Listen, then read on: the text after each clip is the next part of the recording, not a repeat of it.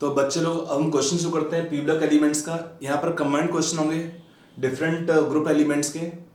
तो different group means आपका यहाँ पर जो 12th का पोर्शन है उसी के पी ब्लॉक के क्वेश्चन आपको करने को मिलेंगे यहाँ पर ग्रुप 15 ऑनवर्ड्स, 15, 16, 17 एंड 18। तो पहले इसमें क्वेश्चन दिया है जीनोम कंपाउंड में लास्ट में, इसमें एक दो पॉइंट और क्वेश्चन के थ्रू हम समझ सकते हैं। एक क्वेश्चन आता है XeF6 cannot be stored in a vessel made of quartz और सिलिका, एक्सप्लेन व्हाई। एक तो ये क्वेश्चन होता है। एक क्वेश्चन है XeF6 should be stored in a vessel free of moisture, explain. दोनों में क्या है, कॉमन रीजन है, सेम आएगा दोनों का रीजन।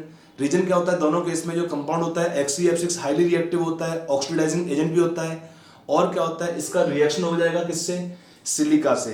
अगर हम रिएक्शन करते हैं XeF6, देखो पहला इसका देखते हैं आंसर है, जो हमारा ग्लास है या क्वार्ट्ज है उसमें क्या होता है, मेन कंपोनेंट सिलिका होता है। तो XeF6 produces explosive compound XeO3 on reaction with silica present in glass और क्वार्ट्ज। तो हमारे जो ग्लास और क्वार्ट्ज में एक सिलिका होता है SiO2, उससे रिएक्शन करता है तो क्या बनता है, इसमें रिएक्शन 3 स्टेप में होगा। पहले स्टेप में बनता है XeOF4, रिएक्शन स्लो होता रहेगा। तो पहले बनता है XeOF4, फिर इसका रिएक्शन होने बनता है XeO2F2, और फिर आपका रिएक्शन होने बनता है XeO3। और यहाँ पर क्या है, what is XeO3? It is an explosive solid and therefore it can not be handled in a vessel made of glass और क्वार्ट्ज। एक्सप्लोड कर जाएगा आपका कंपाउंड, यहाँ पर XeO3 बनेगा लास्ट रिएक्शन में, इसलिए। अगला का जो रीजन है वो भी सेम होता है। XeF2 क्या होता है, react violently with the water. Reaction of XeF6 XeF4 with water क्या होता है, रिएक्शन ऑफ वायलेंट। तो यहाँ पर क्या होता है, even they can react with the moisture in the container. तो यहाँ पर सेम पॉइंट है, when container have some moisture तो XeF6 is hydrolysed to produce XeO3 जो होगा रिएक्शन का एंड प्रोडक्ट। इसमें हमने कहा था 3 स्टेप में रिएक्शन होगा वाटर से। और क्या होता है, it is very difficult to handle due to its explosive nature. तो क्या होगा, देखो पहले स्टेप बनता है XeF6 का रिएक्शन क्या वाटर में बना, XeOF4 शेप था इसका स्क्वायर पिरामिडल। फिर रिएक्शन क्या तो बनेगा XeO2F2 शेप होता है सीसॉ, और फिर थर्ड मोल में रिएक्शन बनता है फाइनली XeO3। ये हुआ रिएक्शन का फाइनल प्रोडक्ट, और हम बोलेंगे रिएक्शन का एंड प्रोडक्ट। तो इसके होता क्या है, XeF6 should be stored in A moisture free vessel, because XeF6 का रिएक्शन हो जाएगा इवन मॉइस्चर से रिएक्शन करता है, और क्या बनता है फाइनल प्रोडक्ट बनेगा आपको यहाँ पर XeO3। ओके, तो ये हमारे क्वेश्चन हो गए दो। Let's take next question now. Hello students, तो अब हम आगे क्वेश्चन कंटिन्यू करेंगे यहाँ पर ऑफ पी ब्लॉक एलिमेंट्स। देखो सिंपल तरीका है, आपको इंप्रूव करना है इनऑर्गेनिक केमिस्ट्री, तो क्वेश्चंस आपको करना कंपलसरी होगा। जितने क्वेश्चन करोगे आपका उतना ही इंप्रूवमेंट होगा, इसलिए क्वेश्चन पार्ट को कभी नेग्लेक्ट नहीं करना है। जितना क्वेश्चन करोगे आपके लिए बेटरमेंट है, क्योंकि रिएक्शंस आपकी हाईली वोलेटाइल होती हैं। सुबह पढ़ोगे शाम तक रिएक्शन गायब हो जाएंगे, इसलिए क्वेश्चन करने से आपको रिएक्शन याद करने का एक सिंपल तरीका होता है। लेट्स सी, मैंने आपको यहाँ पे दिए हैं 4 क्वेश्चन। क्वेश्चन नंबर 3, 4, 5, 6, ये आपके चारों क्वेश्चंस किस पे बेस हैं? ये चारों क्वेश्चन आपको दिए हैं base on the group 15 elements, compounds और एलिमेंट्स। तो पहला क्वेश्चन दिया है question number 3, what happens when phosphine is heated at 150 degree Celsius in air? Bit B है pH3 is dissolved in water in presence of light। अगला C है PCl5 is heated। D है PCl5 is reacted with heavy water D2O। अगला है H3PO3 is heated। Question 4 है P4 plus NaOH and warming के products. आपको बताना है explain the reducing character of one of the products by taking the example of AgNO3। अगला question दिया है can PCl5 act as oxidising as well as reducing agent, justify. अगला question आपको दिया है question number 6, give the reason और reasons why elemental nitrogen exist as diatomic molecule whereas phosphorus as tetraatomic molecule। This kind of questions can also be given in the board examination। कुछ bits आपके जो question दिए हुए हैं, तो हम आते हैं इसका आंसर के ऊपर है। तो when you take the question solution और explanation, तो हम देखते हैं पहले इस क्वेश्चन नंबर 6 को, तो स्पेस खाली हो हमारे पास तो हम बाकी क्वेश्चन कर पाएंगे। पहला क्वेश्चन इसी लिखते हैं, give the reason why elemental nitrogen exist as diatomic molecule. क्यों होता क्या है नाइट्रोजन में, nitrogen exist as N2 molecule क्या बनता है इस केस में, बॉन्ड ऑर्डर 3 होता है इस केस में, और क्या हुआ इसमें 1 sigma plus we have 2 pi bonds, it है 1 sigma bond plus 2 pi bonds. होता क्या है नाइट्रोजन के केस में एटम का साइज स्मॉल होता है, तो they can form effective overlapping of p orbitals of 2p orbitals to form the stronger or stable pi bonds। यहां पर क्या है नाइट्रोजन में, nitrogen due to small size it can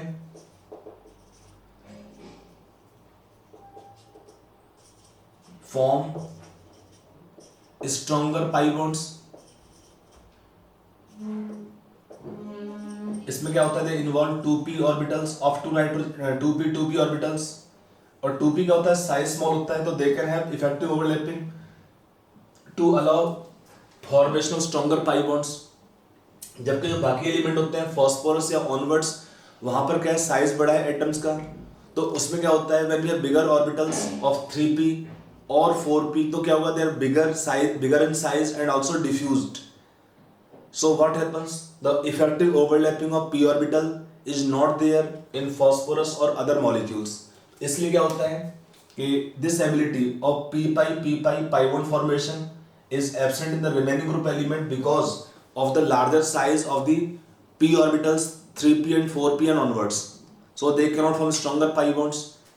तो होता क्या, that is the reason कि so phosphorus in this case exists as p4 molecules। p4 में क्या होता है स्ट्रक्चर इसका, it is tetra atomic and also tetrahedral in arrangement, each angle taken is 60 degree. आप ऑलरेडी इसका स्ट्रक्चर पढ़ चुके हैं। तो एक तो इसका ये रीजन होता है कि फॉस्फोरस या जो बाकी एलिमेंट्स होते हैं उनके अंदर पाई बॉन्डिंग एबिलिटी कम होता है, और सेकंड रीजन क्या होता है nitrogen, that is one reason कि देख nitrogen can form effective 2p pi और 2p pi multiple bonds। This ability is absent here because of diffuse shape of the p orbitals and larger size। second reason क्या होता है, second reason can be given n single bond is weaker than p single bonds, pp single bonds। In single bonds देखो जितना atom का size small होता है उसमें क्या होता है n पे लोन पेयर भी होते हैं, तो because of interaction of lone pair N single bond is not so strong. इससे होता क्या है जो कैटिनेशन एबिलिटी है नाइट्रोजन में कम होता है फॉस्फोरस से, कैटिनेशन एबिलिटी नाइट्रोजन में कम होता है फॉस्फोरस से। तो ये इसका रीजन है phosphorus PP single bond. Question यहाँ पूछता है कि व्हाई इट हैपेंस, तो इसका एक रीजन ये भी आता है कि since P P single bond is stronger than N single bond, या उल्टा लिखा है कि N single bond is weaker than P P single bond. इससे क्या होता है जो कैटिनेशन एबिलिटी है टेंडेंसी है फॉस्फोरस में कम होता है, ज्यादा होता है then the nitrogen. So for that reason also that answer will be explain. तो ये हुआ हमारा क्वेश्चन नंबर 6। अब आते हैं बाकी क्वेश्चंस पे। स्पेस खाली कर लिया हमने, अब हम आगे क्वेश्चन चलते रहेंगे। आपको जो अगला क्वेश्चन यहाँ पे दिया हुआ है क्वेश्चन नंबर 3 स्टार्ट करते हैं। क्वेश्चन 3 है व्हाट हैपेंस व्हेन। इसमें क्वेश्चन 3 में दिया है phosphine is heated at 150 degree Celsius air, तो क्या बनेगा phosphine on heating in air PH3 phosphine it forms H3PO4 on heating in air. क्या रिएक्शन होगा PH3 plus 2O2 on heating in air with O2 it combine to form H3PO4। ये हुआ आपका पहला bit. Second है phosphine is dissolved in water, तो it decompose तो क्या बनेगा डिकम्पोज होकर PH3 decompose in water to form red phosphorus. इसी का पॉलीमर होता है, इसको बोलेंगे red phosphorus plus hydrogen gas. तो on when phosphine dissolved in water in presence of light, phosphine is dissolved in presence of light, तो क्या बनता है it decompose to form red phosphorus and hydrogen. Bit C में क्या होगा PCl5 is heated, तो क्या होगा heating PCl5 it decompose to form PCl3 plus Cl2। Bit D दिया है PCl5 is reacted with heavy water, तो यहाँ पर क्या है रिएक्शन ऑफ हाइड्रोलिसिस। तो when PCl5 is reacting with what is heavy water D2O, तो यहाँ पे एक ही मोल लेंगे, यहाँ पे it is not excess given, तो क्या बनेगा POCl3 2DCl। यहाँ पर क्या है, वाटर और heavy water act as nucleophile, replace 2Cl and form POCl3 plus DCl। यहाँ पे DCl बनेगा इसकी जगह पे। फिर क्या है अगला बिट, H3PO3 इज हीटेड, तो ऑन हीटिंग ऑफ H3PO3 इसमें क्या प्रोडक्ट बनेगा, on heating of H3PO4 it will form H3PO4 and phosphine. यहाँ पे क्या है, reaction of disproportionation on heating H3PO3, oxidation number of phosphorus क्या होता है, नॉट हाईएस्ट नॉट लोअर, तो क्या होता है, such compounds can undergo reaction of disproportionation. और आपको देगा इसमें क्या है, ऑक्सीडेशन नंबर फास्फोरस का +3 था, यहाँ +5 है और यहाँ -3 है। ये हमारा हुआ क्वेश्चन नंबर 3। अब आते हैं क्वेश्चन नंबर 4 पे। आप आराम से वीडियो को पॉज करके पॉइंट्स को नोट करते रहिए। इसका मैकेनिज्म ऑलरेडी हम डिस्कस कर चुके थे in topic of the compound of phosphorus. यहाँ पर क्या होता है, एक्सियल बॉन्ड्स आपके वीकर होते हैं, लॉन्गर होते हैं, they can break up on heating, तो Cl2 इसलिए ब्रेक होता है। Now we take question number 4। देखो यहाँ पे क्या है, P4 को हमने वार्म किया किससे, NaOH सोल्यूशन के प्रेजेंस में, तो क्या बनता है, मैंने take question number 4 on P4 when we dissolve in NaOH, तो यहाँ पे होता है reaction of disproportionation on warming, तो क्या बनता है, it form phosphine plus NaH2PO2, it form NaH2PO2, balance कर लेंगे यहाँ पे 3NaH2PO2 बनेगा प्लस फॉस्फीन बनता है, ये आपका बैलेंस रिएक्शन आपका हो जाएगा। यस, तो ये कंपाउंड में क्या होता है, फॉस्फोरस का 0 ऑक्सीडेशन होता है, यहाँ -3 है, यहाँ पे क्या होता है +1 होता है। फॉस्फोरस का जो ऑक्सीडेशन नंबर आपने निकाला इस प्रोडक्ट में, दोनों प्रोडक्ट में, वो आपके हाईएस्ट नहीं है। देखिए किसी भी केस में अगर एलिमेंट का ऑक्सीडेशन नंबर हाईएस्ट होता है तो केवल इसका रिडक्शन पॉसिबल है। और क्या होता है, ऐसे कंपाउंड में क्या होता है, compound only can be reduce, such compound can act as only oxidizing agent. अगर किसी कंपाउंड में ऑक्सीडेशन नंबर लोवेस्ट होता है तो they can act as only reducing agent, because उसका आगे रिडक्शन पॉसिबल नहीं होता है और उनका केवल ऑक्सीडेशन पॉसिबल होगा। तो such a compound in which the element have lowest oxidation number, they only will act as reducing agent. यहाँ पर क्या है, ऑक्सीडेशन नंबर लोवेस्ट है, यहाँ पर ये हाईएस्ट नहीं है ना लोवेस्ट है, ऑक्सीडेशन नंबर आपका है इंटरमीडिएट, तो ये कंपाउंड क्या हुआ, this can act as only reducing agent. और ये जो कंपाउंड है NaH2PO2, this can act as both oxidizing as well as reducing agent as per the oxidation state rule is concern. तो इसका नाम क्या होता है, sodium hypophosphide. So both the compounds here can act as reducing agent। अगर हम reaction करते हैं, पूछा है explain the reducing character of one of the product by taking the example of AgNO3। यहाँ पर दोनों ही कंपाउंड का रिएक्शन हो जाएगा AgNO3 से और इसमें रिडक्शन करते हैं। कैसे होगा, देखो अगर हम रिएक्शन करते हैं पहले इसका PH3 का AgNO3 से, तो reaction of AgNO3 with PH3, इसमें क्या बनेगा, यहाँ पे it first form precipitate of Ag3P, ये बनता है yellow PPT, first of Ag3P plus HNO3, ये बनेगा पहले स्टेप में। 3 लिखना पड़ेगा आपको यहाँ मोल्स बैलेंस करने के लिए। और फिर क्या होता है, जो कंपाउंड बना आपका Ag3P, इसका आगे रिडक्शन, फिर से यहाँ पे रिडक्शन रिएक्शन नहीं है, ऑक्सीडेशन नंबर +1 है, यहाँ +1 है, -3 है। अगले स्टेप में क्या है, Ag3P का जब आगे रिएक्शन होगा, यहाँ Ag3P will further react with AgNO3, तो यहाँ पे बनता है आपका इन एक्वस मीडियम, लेंगे आप रिएक्शन यहाँ पे, तो बैलेंस में चाहिए 3 मोल वाटर का चाहिए होता है, और क्या बनता है, black PPT of Ag metal. और क्या आपको बनेगा बाई प्रोडक्ट में 3HNO3 प्लस H3PO4। तो यहां पर क्या होगा, इस केस में क्या है, Ag का रिडक्शन हुआ, क्या बना आपका Ag मेटल बन गया, और यहां पर क्या है, फॉस्फोरस का ऑक्सीडेशन हुआ और बना आपका H3PO3, सॉरी 4 नहीं 3 बनता है इसमें, एक रिएक्शन हो गया वाला। अब यहां पर क्या है, जो कंपाउंड बना था sodium hypophosphate, this also can act as reducing agent. तो अगर हम लिखते हैं इसका एसिडिक फॉर्म, AgNO3 का रिएक्शन कराते हैं H3PO2 से, तो क्या बनेगा आपका प्रोडक्ट, यहाँ पे एक्वस मीडियम में रिएक्शन करने से ये भी बनेगा सिल्वर मेटल। आपको बैलेंस रिएक्शन पूरी नहीं चाहिए होती है, just for I am writing for information purpose. यहाँ पे देगा silver black PPT of silver plus HNO3 plus H3PO4। यहाँ पे आपका ऑलरेडी स्टेट +1 से जाएगा तो हायर में जाता है +5 में जाता है H3PO4 में। तो ये हुआ हमारा क्वेश्चन नंबर 4। अब आते हैं लास्ट क्वेश्चन नंबर 5 पे। तो यहाँ पे क्या आपने देखा इस क्वेश्चन में कि रिएक्शन में दो प्रोडक्ट बनते हैं और दोनों में क्या है, ऑक्सीडेशन नंबर हाईएस्ट नहीं होता है। तो क्या होगा, this can act as only reducing agent, this can act as both. तो यहाँ पर क्या है, दोनों ही केस में with AgNO3 both the compound taken here will act as reducing agent and will reduce the AgNO3 to form the metallic silver finally. Now we take question number 5.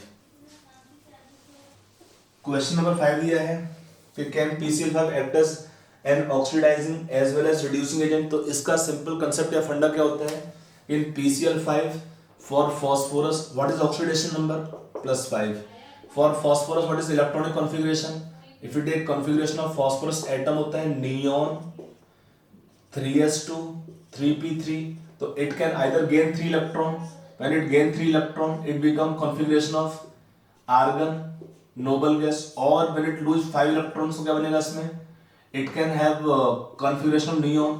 तो meaning क्या है, phosphorus का जो oxidation number का range होता है that can range from -3 when it gain electron।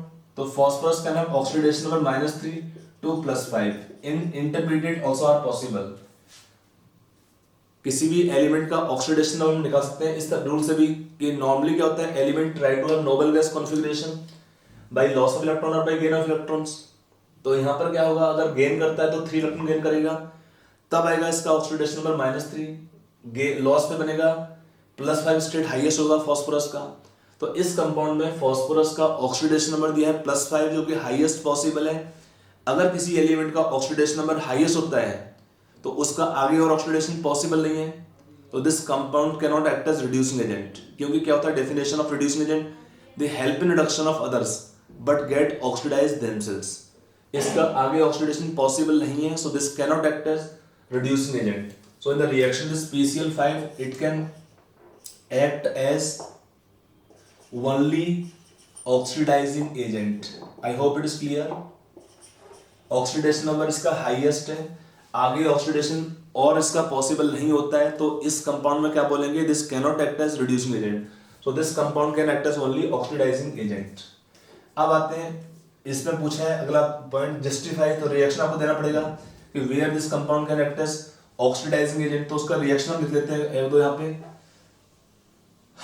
Reaction क्या आएगा, if reaction done with silver metal of PCl5 तो क्या बनता है, it form AgCl plus PCl3। यहाँ पे क्या है, PCl5 is acting as oxidizing agent, it convert to PCl3। Reaction में 10 तो यहाँ पे क्या बनेगा, PCl5 का 2 से यहाँ बनेगा SnCl4। तो बैलेंस करने का कुछ ही होगा। it also can oxidize hydrogen। तो क्या बनेगा, PCl5 से रिएक्शन करने पर PCl3 या 2HCl प्लस PCl3। तो आप देख सकते हैं सभी रिएक्शंस के अंदर जो ऑक्सीडेशन नंबर है इसका तो 0 था मेटल का, हाइड्रोजन का भी 0 है। तो यहाँ पे क्या हुआ, ऑक्सीडेशन नंबर +1 +4 +1 हो गया। इसका ऑक्सीडेशन नंबर था +5, इट रिड्यूसेस टू व्हाट, +3। ये प्रॉपर्टी किसका है, ऑक्सीडाइजिंग एजेंट्स का। तो इन सब रिएक्शन में क्या होगा, PCl5 is acting as only oxidizing agent. ध्यान रखिएगा, ये सिंपल रूल है कि किसी भी कंपाउंड में एलिमेंट का ऑक्सीडेशन नंबर हाईएस्ट होता है then the substance only act as oxidizing agent. अगर आपका ऑक्सीडेशन नंबर लोएस्ट होता है then the substance can act as only reducing agent, and if the oxidation number is intermediate then it can act as both oxidizing agent as well as reducing agent. Okay, तो ये हमारे question 6 तक हो गए। Let us take next questions. तो हम देखते हैं अपना अगला क्वेश्चन। यहाँ पर आपको मैंने दिया है क्वेश्चन नंबर 7, 8, 9, 10। यहाँ पे 4 क्वेश्चंस हैं, आपको 4 क्वेश्चंस करने हैं। पहला क्वेश्चन आपको दिया है 7th number, sodium salt of an acid A is formed on boiling white phosphorus with NaOH solution। Second bit है on passing Cl2 through phosphorus kept fused under water another acid B is formed. अगला bit third दिया है, phosphorus on treatment with concentrated HNO3 gives an acid C.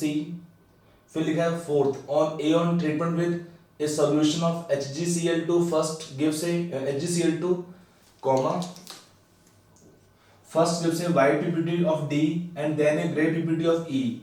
Identify A to E with reactions. Question number 8 है, what happens when bit A NH4Cl and NaNO3 is heated strongly? Bit B ammonium carbonate is heated, ammonium nitrite is heated. यहाँ पर question number 9 दिया है, NO2 cannot be dried by an alkali. Why? Question 10 दिया है, colorless salt A plus NaOH on heat give gas B plus C आपका दिया है alkaline solution है, C plus zinc dust give on warming give gas B. फिर आगे क्या है, गैस B कॉमन है, A on heating decomposed to form gas D and liquid E, both are triatomic species.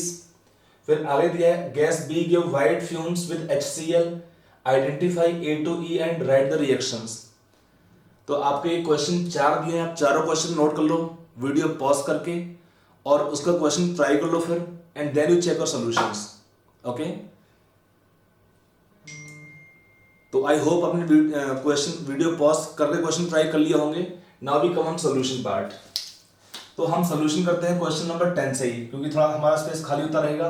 तो क्वेश्चन नंबर 10 में आपको hint देखिए, इसमें क्या होता है, यहाँ पे रोड मैप टाइप क्वेश्चन देते हैं. यहाँ पे एक रोड मैप दिया है, इसमें क्वेश्चन मिला है. तो ऐसे क्वेश्चन में क्या होता है, रोड मैप टाइप क्वेश्चंस के अंदर आपको एक पॉइंट पकड़ना पड़ता है.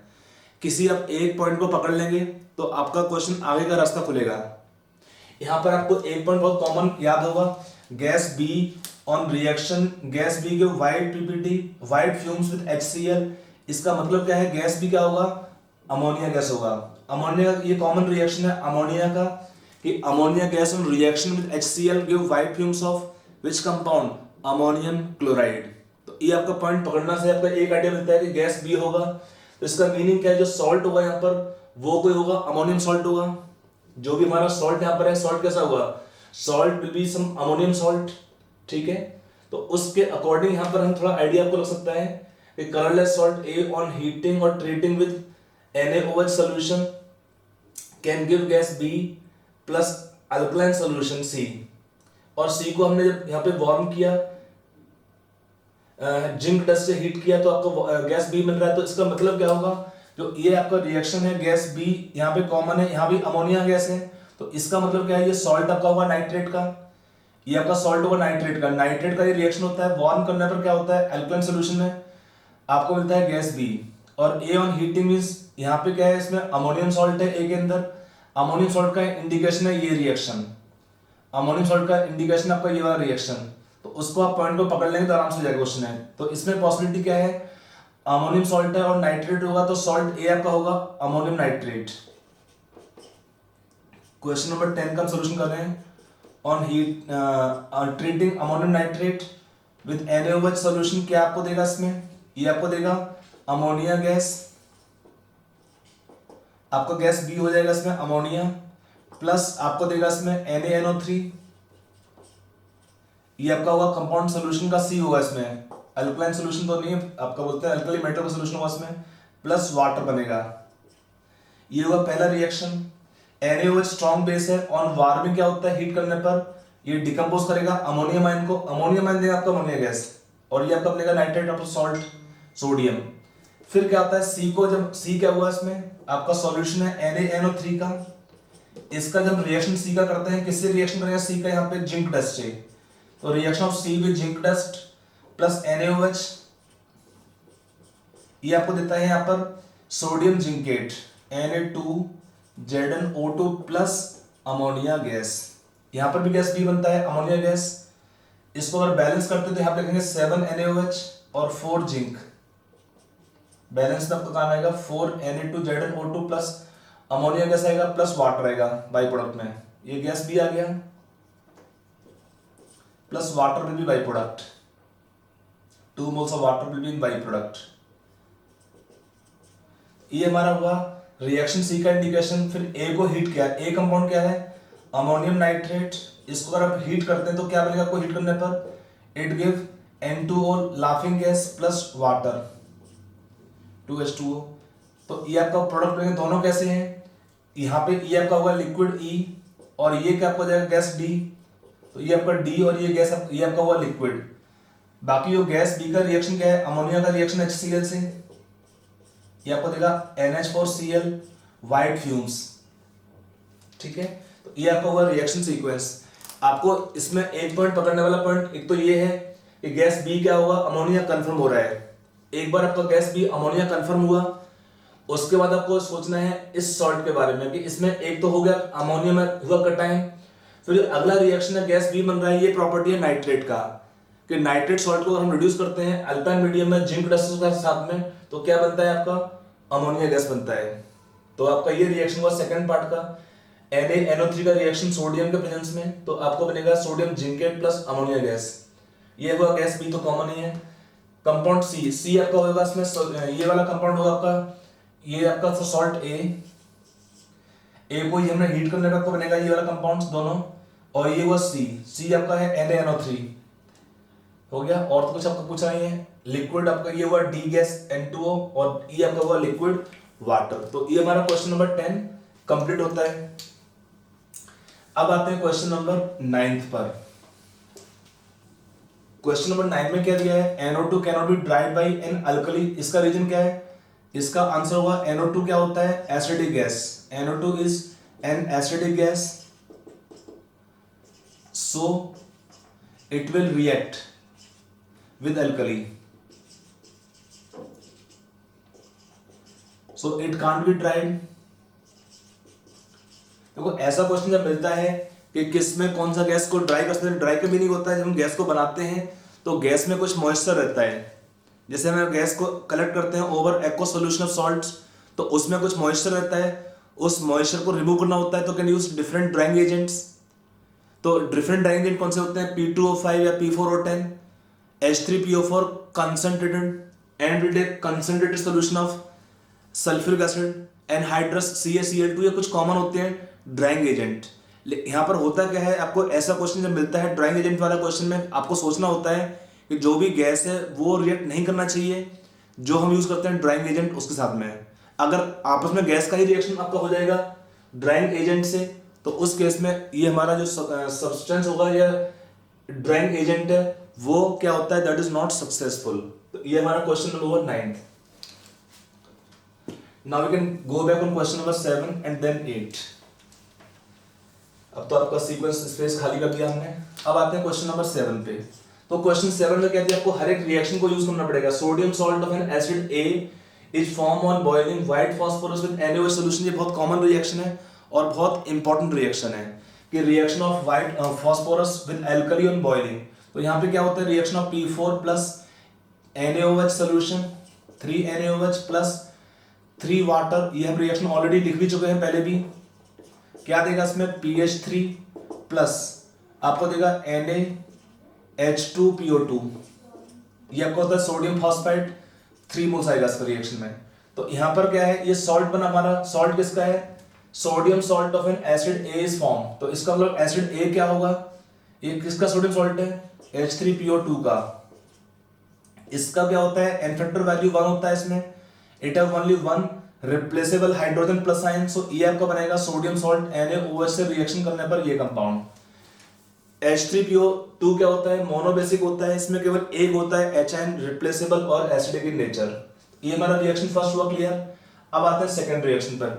On passing Cl2 through phosphorus kept fused under water. तो इसका जो सेकंड बिट होगा, सेकंड बिट में क्या रिएक्शन आपको इन्वॉल्व होगा, हमारा है फास्फोरस। इसका अगर हम रिएक्शन करते हैं Cl2 से, तो आपका रिएक्शन है Cl2 फ्यूज्ड आपका है Cl2, reaction of 2P plus 3Cl2 आपका एक्वस मीडियम में, ये आपका बनता है H3PO3 बनता है इसमें। H3PO3 कितना मोल आएगा इसका, 2 मोल्स प्लस 6HCl। ये हमारा एसिड बनता है B। ऑन पास चीज मेथड है हमारी preparation of 3 kind of phosphorus oxo acids. पहला बना है हमारा H3PO2 का सॉल्ट है, फिर इसका सॉल्ट होगा, मीन्स इसका आपका एसिड बनता है H3PO3 बनता है, लिखा है ना, it form another acid B is form, तो आपका एसिड B होगा ये वाला H3PO3 इज एसिड B। अगला बोला phosphorus on treatment with concentrated HNO3 give acid C। ये कॉमन रिएक्शन है, when reaction done of metals और मींस नॉन मेटल्स और metalloids with concentrated nitric acid क्या बनता है, दे विल फॉर्म एक form of the acid, they will form the एक form of the oxo acid. तो एक फॉर्म का मतलब क्या आएगा इस केस में, जब हम रिएक्शन करेंगे फॉस्फोरस का P4 का रिएक्शन हमने किया HNO3 से, थर्ड बिट का reaction P4 plus 20 HNO3, when acid is concentrated क्या बनेगा इसमें 4H3PO4 प्लस ये आपका एसिड C बन जाएगा 20 NO2 गैस प्लस 4H2, ये आपका लगेगा बैलेंस करने में। 20 प्रैक्टिस में आ गया तो कोई प्रॉब्लम नहीं है, मुझे तो है, आप लोग थोड़ा देख लेंगे। ये आपका एसिड C बनेगा ये वाला। आपको नॉर्मली सब्जेक्टिव क्वेश्चन तो पूछेगा नहीं बोर्ड में एंट्रेंस में, वहां पर आपको कंपाउंड कौन से होंगे यही पूछता है, कंपाउंड का आइडेंटिफिकेशन वाले क्वेश्चंस, तो आपका C बन गया ये वाला। फिर ये हमारा हुआ बिट नंबर थर्ड का एक्सप्लेनेशन, 2 हो गया, थर्ड हो गया। अब आते हैं बिट 4 पर, A on treatment, A means acid आपका दिया है, A on treatment with A solution of HgCl2 first give a YPPT-D। इसका मीनिंग क्या होता है, ये रिड्यूसिंग प्रॉपर्टी होता है, YPPT-D बनता है किसका Hg2Cl2 का, by reaction of mercury chloride with some reducing agent बनता है पहले Hg2Cl2 YPPT, और ग्रे बनता है मेटेलिक मर्करी ग्रे होता है, तो आपका बनेगा E। तो इसका मतलब क्या है, जो बिट 4 में आपका रिएक्शन इन्वॉल्व है उसको हम देखते हैं। यहाँ पर जो हमारा कंपाउंड होता है H3PO2, ये हमारा एसिड A था, हमें सॉल्ट का रिएक्शन नहीं करना है, रिएक्शन A का करना है। A का जब रिएक्शन करते हैं हमारे पास एक्वस मीडियम में पहले क्या होता है, इसका होता है ये सप्लाई करता है हाइड्रोजन है, तो आपका काम करेगा इस रिड्यूसिंग एजेंट H3PO4 हो गया प्लस आपको देगा 4 हाइड्रोजन। तो जो रिएक्शन होता है HgCl2 का 2 मोल्स लेंगे यहाँ पर 2H से, पहले 2H कंज्यूम करता है तो क्या बनता है Hg2Cl2, ये बनता है YPPT ऑफ मर्क्यूरस क्लोराइड, और फिर हमने रिएक्शन का 2 more moles of hydrogen nascent hydrogen, तो क्या बनेगा मरकरी प्लस 2HCl, यहाँ भी आपका आएगा बाई प्रोडक्ट में 2HCl। तो ये होता है ग्रे, तो ग्रे आपका कंपाउंड E है, ये होगा E ग्रे, और ये आपका होगा YPPT ऑफ D। D क्या है Hg2Cl2 आपका D हो गया, ग्रे आपका हो जाएगा मेटेलिक मर्करी। तो हो गया इसका explanation with the identify A to E with the reactions, ये हमारा हुआ इस क्वेश्चन का आंसर। अब आते हैं क्वेश्चन नंबर 8 पर। Question number 8 we can solve here. What happens when type reaction काफी कॉमन होती है। इसमें क्वेश्चन नंबर 8 में देखिए bit A on reaction of NH4Cl plus NaNO3, तो पहले क्या बनता है इस केस में, पहले आपका बनेगा अमोनियम नाइट्रेट प्लस NaCl, पहले आपको बनेगा अमोनियम नाइट्रेट प्लस NaCl, और फिर क्या होता है on heating further ammonium nitrate decompose होता है तो क्या बनता है N2O laughing gas plus H2O, ये अपने आपका N2O, it is called laughing gas. A हो गया। बिट बी में लिखा है अमोनियम कार्बोनेट ऑन हीटिंग, ये आपका देगा अमोनिया गैस बनता है 2 अमोनिया, बैलेंस कर लो 2 nitrogen 2 ammonia plus CO2 plus water, compound will decompose. Bit C में कंपाउंड है अमोनियम नाइट्राइट, ये बहुत कॉमन है, ये दो कंपाउंड्स। नाइट्रेट में बनता है आपका N2O, ज्यादा ऑक्सीजन ज्यादा प्रोडक्ट में भी, अमोनियम नाइट्राइट आपको देगा हीट करने पर N2 प्लस 2H2O, डाइनाइट्रोजन बनता है इसमें। तो ये 3 हमारा हुआ रिएक्शन A B C का। तो ये हुआ क्वेश्चन नंबर 8। ओके, तो आप आराम से सोच वेट करके नोट कर लीजिए, सोच समझ के। आपको कुछ पॉइंट पकड़ने पड़ते हैं, जैसे हमारा रोड मैप है क्वेश्चन के अंदर तो है, और बाकी का रिएक्शन पे जितना करोगे आपको रिएक्शन धीरे धीरे आपके दिमाग में बैठ जाएंगी। Okay, let's take next questions. तो हेलो बच्चे लोग, हम आगे टॉपिक कंटिन्यू करते हैं क्वेश्चंस में। अगला हमारा क्वेश्चन दिया है एनहाइड्रस CaCl2। यहाँ पे मैंने आपको दिया है question number 11 to 17। anhydrous CaCl2 P4O10 or concentrated sulfuric acid can't be used as drying agent for ammonia. Why? ये क्वेश्चन हुआ 11 number. Illustrate how copper metal can give different product on reaction with nitric acid. अगला दिया है black compound A दिया है on reaction with sulfuric acid give B gas and C. Reaction of B plus lead acetate give D black PPT. C plus K3FeCN6 give E blue compound. C also decolorize acidified potassium permanganate. Then identify the sequence A to E. Question 14 दिया है SO2 and Cl2 both are used as bleaching agent. What factors cause bleaching? अगला है question 15. In the following reaction select the oxidizing agent and reducing agent. H2O2 plus O3 give 2O2 plus water.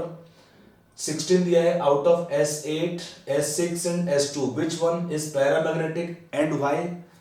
अगला question दिया है 17 why concentrated sulfuric acid cannot be used for drying hydrogen gas. ये हमारे question यहाँ पे 7 दिया है मैंने, तो आप आराम से क्वेश्चन नोट कर लीजिए, अपना दिमाग चला लीजिए, अप्लाई कर लीजिए and find the answers. After you try all the questions then only you check for solution. Okay, now we come on solution part. Solution again like we get start from back side.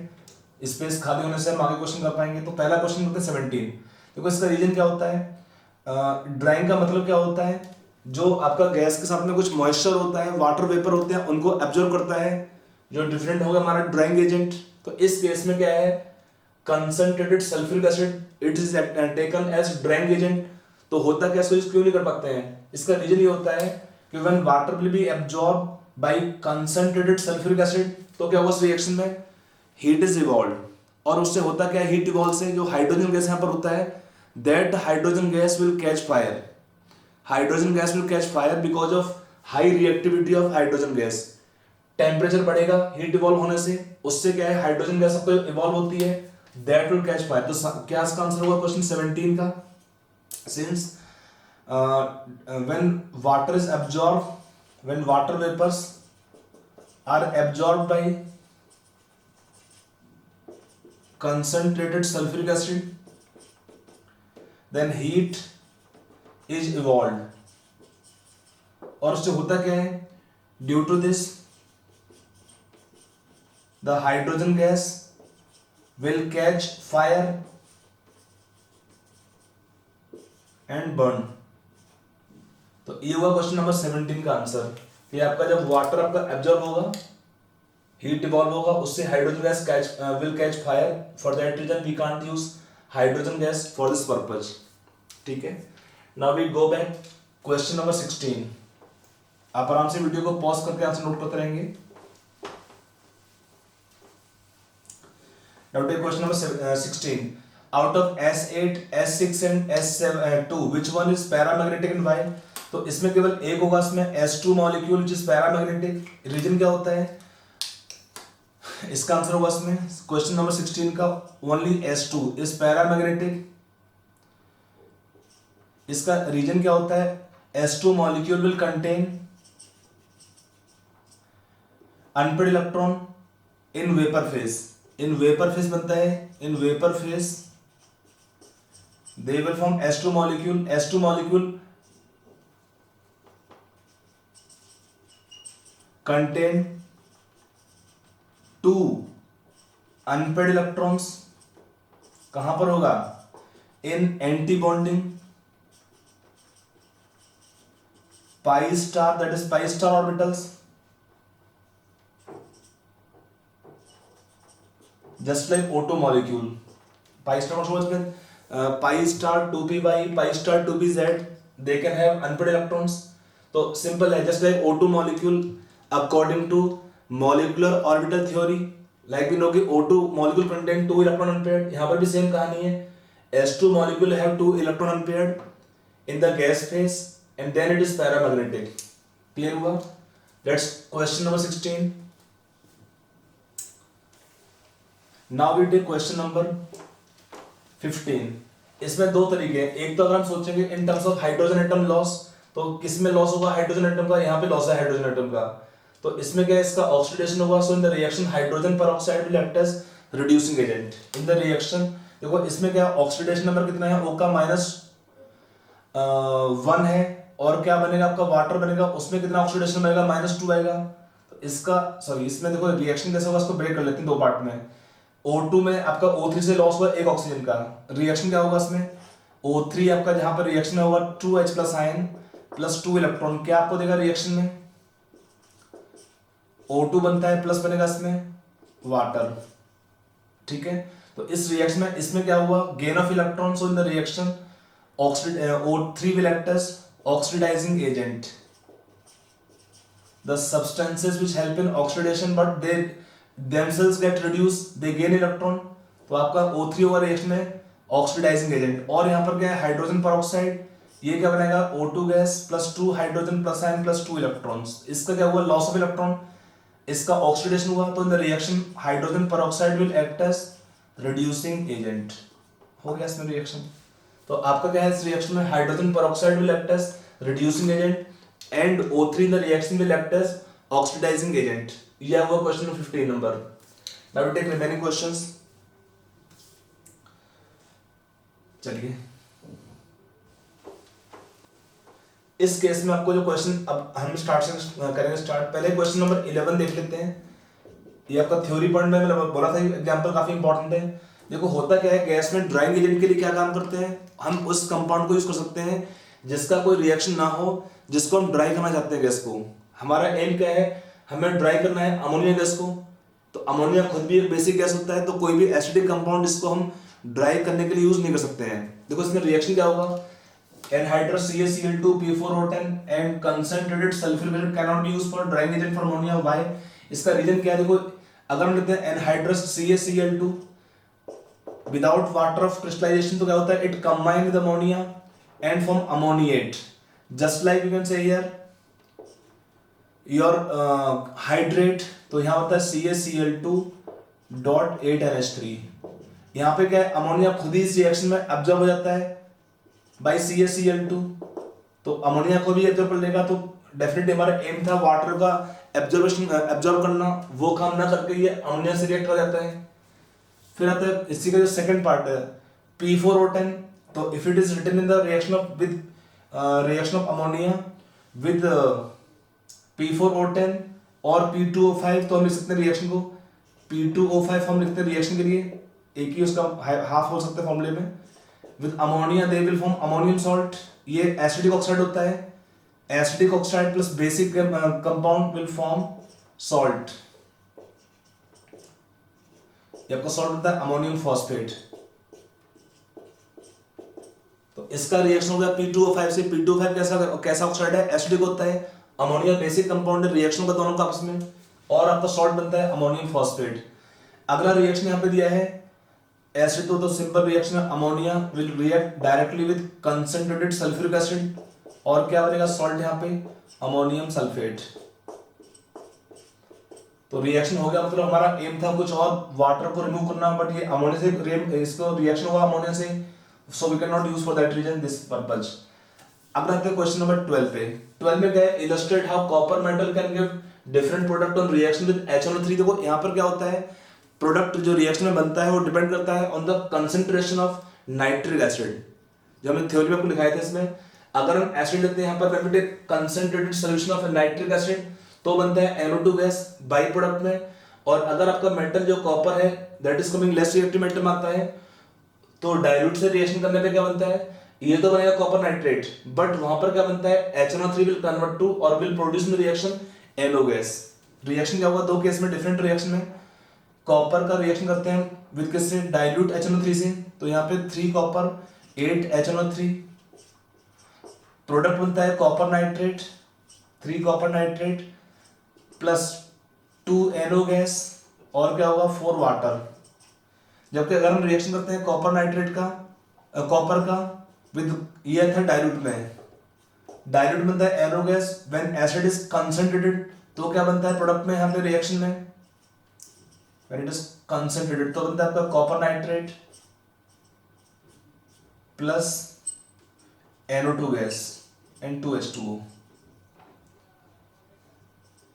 तो यहाँ पर product different बनता है because of HNO3, anode बनता है dilute में, and when acid is concentrated तो बनता है NO2 गैस। ये ध्यान रखो, कोई भी आप रिएक्शन कराते हैं किसी भी रिड्यूसिंग एजेंट से इस कंपाउंड का, अगर इसका amount if it is taken concentrated तो क्या बनता है, प्रोडक्ट है NO2 गैस। बहुत सिंपल, आपको याद रखना पॉइंट ये वाला। तो ये हुआ क्वेश्चन नंबर 12। अब आते हैं क्वेश्चन नंबर 13 पे। 13 में क्या है, हमारे रिएक्शन सीक्वेंस दिया है, 3-4 रिएक्शन है, प्रोसेस को लिखने के लिए स्पेस हमको आई थिंक और चाहिए हुआ। वैसे तो आपको यहाँ पे हिंट दिया है, ब्लैक सॉल्ट है A, reaction done with sulphuric acid तो B गैस बन रहा है प्लस C बन रहा है। B का रिएक्शन हो रहा है आपका लेड एसिड से तो D। ये ब्लैक पीपीटी एक आपका इंडिकेशन होता है, it is the test of sulphide ions कि ब्लैक पीपीटी बनेगा PbS का। तो अगर आप रिएक्शन देखते हैं, पॉसिबिलिटी क्या है, सल्फाइड सॉल्ट होगा इसमें। सल्फाइड सॉल्ट का रिएक्शन, अगला पॉइंट यहाँ पर है रिएक्शन ऑफ कंपाउंड सी में एक तो आपका हुआ सल्फाइड आयन और एक आपका हुआ मेटल आयन कोई भी। तो यहाँ पे बन रहा है कंपाउंड E, आयरन का यहाँ पे ऑक्सीडेशन नंबर +3 है, तो पॉसिबिलिटी है कंपाउंड सी के अंदर सॉल्ट होगा आपका यहाँ पर फेरस आयन। तो हमारी जो रिएक्शन जो सपोर्ट हम कर सकते हैं इस रिएक्शन को ऐसे हो सकते हैं कि ब्लैक सॉल्ट आपका हुआ FeS, इसका रिएक्शन किया हमने सल्फ्यूरिक एसिड से तो क्या बनेगा, फेरस सल्फेट, ये कंपाउंड C होगा, इसमें फेरस आयन आ गया। और क्या होगा, गैस आएगा इसमें H2S गैस, ये हमारा गैस होगा आपका B। ये B का जो रिएक्शन होता है किससे, लेड एसिटेट से, तो बनता है ब्लैक पीपीटी। जब आपका B का रिएक्शन किया आपने लेड एसिटेट से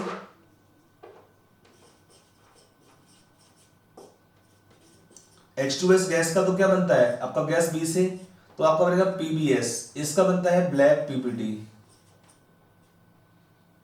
प्लस आपका बनेगा इसमें 2 मोल्स ऑफ CH3COOH। ये रिएक्शन सेकंड हुआ। अब जो लास्ट में है आयरन का आइडिया आपको मिलेगा इस रिएक्शन से। यहाँ पे कंपाउंड बनता है, देखो दो बनते हैं, एक अगर हम रिएक्शन करते हैं फेरिक आयन का विद K4FeCN6 तो बनता है प्रेशियम ब्लू, यहाँ पे K3FeCN6 से तो यहाँ बनता है एक सॉल्ट बनता है E जिसका नाम होता है टर्नबुल्स ब्लू। यहाँ पे C कौन सा कंपाउंड है, फेरस सल्फेट। तो अगर हम रिएक्शन करते हैं यहाँ पर है फेरस सल्फेट का रिएक्शन विद K3FeCN6, जिस केस में हमारा ऑक्सीडेशन नंबर +3 स्टेट है आयरन का, तो यहाँ पर क्या सॉल्ट बनता है KFe, +2 बाहर रहेगा और +3 तक का अंदर है वह अंदर ही रहेगा, FeCN6 प्लस आपका बनेगा बाई प्रोडक्ट में K2SO4। ये हमारा कंपाउंड आपका बन जाएगा, इसमें कौन सा होगा, E। ये ब्लू कंपाउंड होता है, इसका नाम होता है टर्नबुल्स ब्लू, टर्नबुल्स ब्लू, ये हमारा कंपाउंड होगा E। ठीक है। C also decarbonized acidified potassium permanganate। C क्या है आपका, रिएक्शन होगा इसका with ferrous sulphate, reaction of ferrous sulphate solution with potassium permanganate. तो यहाँ पर क्या है, it is acting as oxidizing agent और क्या करेगा, ferrous ion oxidize to ferric ion, ferrous ion oxidize to ferric ion. तो इसका कंजम्पशन हो जाएगा रिएक्शन में पोटेशियम परमैंगनेट का, तब इसका जो कलर होता है solution of colour purple colour, that is decolourised because of redox reaction which consumes potassium permanganate. तो ये हमारा क्वेश्चन नंबर 13 तक पूरा हो गया। अब आते हैं क्वेश्चन नंबर आपका बच गया 14th। तो 14th को आप यहाँ पे लिख सकते हैं, इजी क्वेश्चन है। SO2 and Cl2 both are used as bleaching agent. Why? What factors cause the bleaching? तो यहाँ पर क्या होता है, SO2 and water both, ये काफी थोड़ा सा इंपॉर्टेंट क्वेश्चन आता है। SO2 का जब रिएक्शन करते हैं वाटर में तो क्या बनेगा, इसमें ब्लीचिंग में क्या होता है, यहाँ पे प्रोडक्ट बनता है सल्फ्यूरिक एसिड +2 हाइड्रोजन। यहाँ पर क्या होता है, bleaching is due to this reaction, यहाँ पर क्या होता है, supply nascent hydrogen. SO2 when reacting as bleaching agent supply nascent hydrogen, तो इसका जो ब्लीचिंग एक्शन होता है it is because of reduction. तो bleaching action of SO2, bleaching action of SO2 is due to reduction, due to reduction. Reduction हुआ इसमें H देने की वजह से, कि कोई भी आपका कलरिंग मैटर होता है इसमें रिडक्शन कर देंगे। एक पॉइंट ध्यान रखिएगा कि bleaching action of SO2 is reversible, कि हमने कोई सब्सटेंस लिया, सपोज कलर्ड मैटर लिया हमने, कलर्ड मैटर और कोई भी ऑर्गेनिक मैटर हुआ, इसमें हमने रिडक्शन कर दिया इसका, तो क्या आपका बनेगा इस केस में कलरलेस सब्सटेंस बनता है, कलरलेस सब्सटेंस। और फिर क्या होता है भाई air oxidation, it can again change back to the coloured matter. तो होता क्या bleaching due to sulphur dioxide is temporary, the bleaching due to SO2 is temporary. जबकि जो हमारा सेकंड है ब्लीचिंग ड्यू टू क्लोरीन, तो वहां पर क्या होता है क्लोरीन के केस में Cl2 का रिएक्शन किया हमने वाटर से, तो क्या बनेगा इसमें 2HCl प्लस नेसेंट ऑक्सीजन। तो यहां पर क्या है it supply nascent oxygen, so therefore the bleaching action of chlorine और chlorine water is due to oxidation. और क्या होता है the bleaching here is permanent, the bleaching is permanent by chlorine. जबकि यहां पर क्या होता है bleaching is temporary, this bleaching is temporary, the bleaching due to SO2 is temporary while bleaching due to chlorine is permanent in nature. ठीक है, तो ये हमारा हुआ क्वेश्चन 14 हो गया। तो till now you have done 17 question, let's continue for more questions.